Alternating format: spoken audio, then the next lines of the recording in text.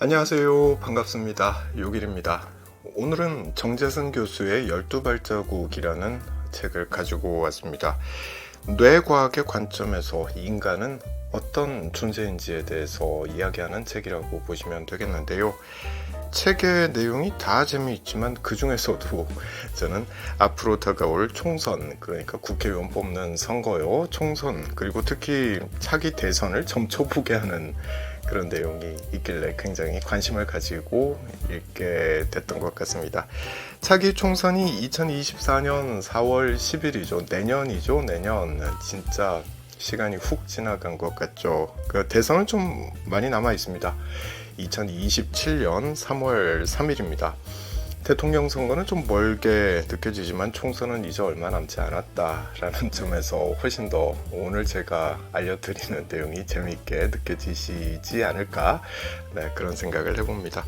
오늘은 정재승 교수의 12발자국에 나오는 내용에 기반해서 선거 이야기를 짧게 해보도록 하겠습니다.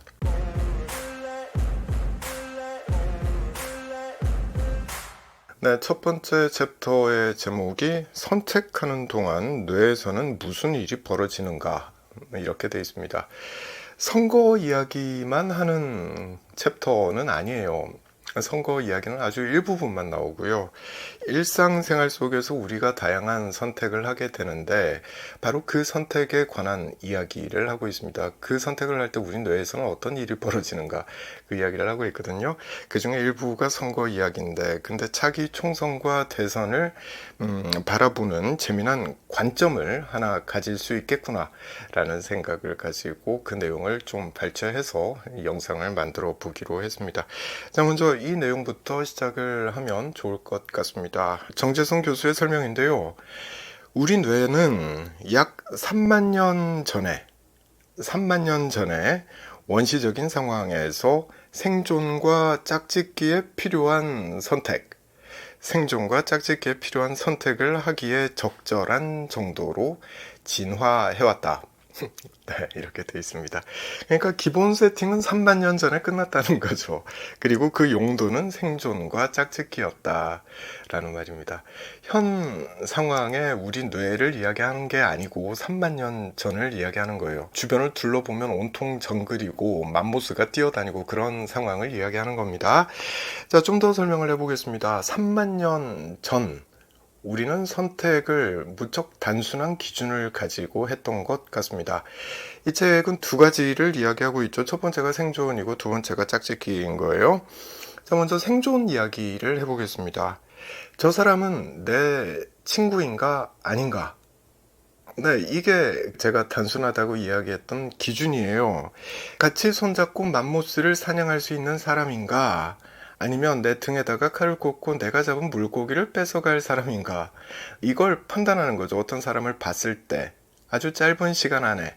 네, 그렇게 판단해서 저 사람은 내 친구, 같이 손잡고 가도 되는 사람, 아니면 저 사람은 나의 적, 이렇게 판단하는 겁니다. 아주 짧은 시간 안에 그 판단이 이루어지도록 우리는 진화해왔다라는 거예요. 왜냐? 생존과 직결되기 때문에 그런 거죠. 네, 원시시대 상황인 거예요. 그러니까 이해가 되죠. 자, 그리고 두 번째가 짝짓기입니다. 이성을 봤을 때 저 사람은 나의 섹스 파트너가 될 수 있는 사람인가 아닌가. 근데 이걸 또 아주 짧은 순간에 판단을 해야 된다는 겁니다. 왜냐면 구애 활동도 에너지가 많이 들잖아요. 그 구애 활동에 내 에너지를 쓸 것인지 말 것인지를 재빨리 판단해야 했고, 그 결과 나의 DNA가 후세에 이어질지 말지가 결정되는 거죠. 그러니까 이것도 우리의 생존에 무척 중요한 판단이었겠구나. 원시시대 땐. 지금도 물론 그러하지만, 네, 그런 생각을 하게 되는 거죠. 자, 재밌는 점은 이거예요. 3만 년 전에, 무려 3만 년 전에 정글 속에서 우리가 썼던 그 뇌 기능, 이걸 지금도 우리가 쓰고 있다. 이게 재밌는 점이다라고 정재승 교수는 지적하고 있습니다. 그러면서 이 맥락에서 재미난 실험을 하나 소개하고 있어요. 무척 흥미롭습니다. 프린스턴 대학교 학생들을 대상으로 실험했었고요. 사진을 두 장을 보여줍니다. 책에 나오는 사진입니다. 저도 같이 보여드릴게요. 선거 출마자들이고요. 질문은 이렇게 합니다. 두 사람 중에서 누가 더 유능해 보이느냐? 두 사람 중에서 누가 더 유능해 보이느냐. 시간은 1초를 줍니다. 이 1초의 시간 동안 선택하라고 하는 거예요. 일종의 모의 투표를 하는 거죠. 어떠십니까? 저는 오른쪽 후보를 선택했었거든요. 둘 중에 누가 더 유능해 보이는가? 오른쪽 사람을 저는 선택했습니다. 짧은 시간, 힐끗 한번 쳐다보고 오른쪽 사람을 선택했던 거예요. 근데 놀랍게도 많은 사람들이 저랑 같은 선택을 했다는 걸 알 수가 있었습니다. 학생들의 67%가 무려 67%가 오른쪽 후보를 선택했더라고요. 그리고 더 놀랍게도 실제로 오른쪽 후보가 실제 선거에서 당선됐습니다. 재밌죠? 네, 한 발 더 들어가 보겠습니다. 이번엔 애들을 상대로 같은 실험을 했습니다. 나이대가 8살에서 13살 사이의 아이들이었고요. 질문은 좀 다르겠습니다. 투표 이야기, 선거 이야기 하면 복잡해지니까 이제 배를 타고 가야 돼. 저 배를 누가 운전했으면 좋겠니? 누가 조종했으면 좋겠니? 라고 질문을 한 거예요. 이번에도 1초의 시간을 주고 고르라고 했습니다. 그랬더니 놀랍게도 이번엔 70%가 오른쪽 후보를 골랐습니다. 애나 어른이나 똑같다라는 거죠. 정리하자면 애나 어른이나 첫인상 보고 누굴 찍을지 선택을 하는 것으로 보인다. 이렇게 말할 수 있는 거죠. 놀랍죠. 원시인의 뇌가 작동하기 때문에 그렇다는 게 정재승 교수의 설명입니다. 누가 내 편인지 이걸 선택하는 원시인의 뇌가 작동하기 때문에 그렇다. 그렇게 설명하고 있습니다. 실험 대상자였던 대학생들 그리고 아이들이 같은 선택을 했었는데 그 결과는 실제 투표와도 같았죠. 그럼 실제로 투표할 때도 그러니까 실험실 상황이 아니라 실제 상황에서도 사람들은 후보의 첫인상만 보고 투표를 하는 것 같다. 네, 이렇게 유추할 수 있는 거잖아요. 네, 그렇죠. 이게 좀 놀랍죠. 좀 과하게 말하자면 선거 공약이나 정책 이런 거 다 필요 없다는 뜻이 되기도 합니다. 좀 과하게 말하면 그렇다. 이렇게 되는 거죠. 물론 선거 과정에서 각각의 후보가 내놓는 그 정책들을 꼼꼼히 살펴보시는 분들도 있습니다.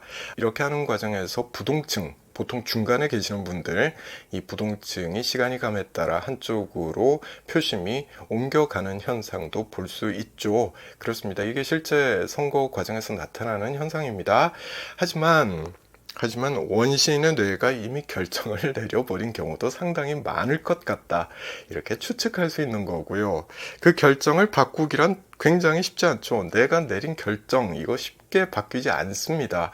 누가 반대 정보를 주더라도 그냥 애써 무시하거나 아니면 반박하죠. 아주 열심히 반박하죠. 선거 과정에서 주변 사람들과 이야기해보면 명확하게 드러나는 현상이기도 합니다. 지난번 대선만 봐도 그랬지 않나 싶습니다. 우린 이렇게 생각하죠. 온갖 정보들, 그러니까 뭐 언론 보도라든지 정책 자료집이라든지 또 토론, TV 토론의 결과라든지 이런 걸 다 살펴본 다음에 꼼꼼하게 검토를 하고 아주 합리적인 결정을 내린다라고 우린 생각을 하고 있습니다. 근데 그게 아닐 수 있다라는 걸 정재승 교수의 책을 보면 알 수 있는 거죠. 실제로는 후보에 대한 우리의 첫인상, 이게 무척이나 중요하다라는 걸 알 수가 있습니다. 그러니까 이런 거예요. 저 사람 풍채도 진짜 좋고 이미지도 좋아. 나 저 사람 마음에 들어. 반면에 저 사람은 좀 얄밉게 생겼어. 난 저 사람 되게 싫어. 네, 이 첫인상이 선거를 좌지우지한다. 이렇게 말할 수 있는 거예요. 이게 대선 전국을 판가름한다라고 말을 하게 된다면 이게 만약 사실이라면 선거 캠프에서 일하는 사람들이 해야 할 일은 무척 명확해지죠. 무척 명확합니다. 내 후보의 이미지, 내가 지지하는 후보의 이미지는 좋게 만들고 그리고 상대방 후보의 이미지는 나쁘게 만들면 되는 거잖아요. 아주 단순해지는 거죠. 이게 바로 지난번 대선에서 우리가 지속적으로 봤던 현상이고 지금도 같은 결의 선거 전략이 유지되고 있는 것 아닌가? 라고 생각해 볼 수 있는 그런 일들이 아주 많이 벌어지고 있죠. 하지만 네, 인정할 것도 인정을 해야 되겠습니다. 정치는 생물이라고 많이들 이야기하죠. 살아 움직이는 게 정치다라는 겁니다. 게다가 우리나라 정치는 워낙에 역동적이기 때문에 다시 한번 말씀드립니다만은 오늘 소개해드린 내용 이건 그저 차기 총선과 대선을 바라보는 좀 재미난 관점 중에 하나일 뿐이다. 네, 이렇게 이해를 하시면 좋을 것 같습니다.